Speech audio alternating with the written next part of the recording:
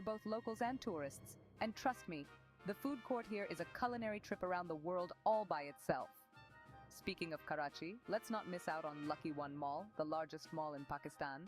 With an indoor theme park, this place takes your shopping experience to a whole new level of fun. It's perfect for a family day out where everyone finds something to enjoy. Now, if you're into more than just shopping, Emporium Mall in Lahore is your go-to. It integrates a shopping mall with an amusement park and a cinema. This spot is a blend of thrill and therapy, all under one roof. Last but definitely not the least, let's talk about Giga Mall in Islamabad. It's not just about the size, it's about the experience. With its traditional and international blend, it offers something uniquely Pakistani, yet worldly. So there you have it, 6 malls in Pakistan that offer much more than just shopping. They're about experiences, culture, and making memories. Whether you're a shopaholic, a foodie, or just someone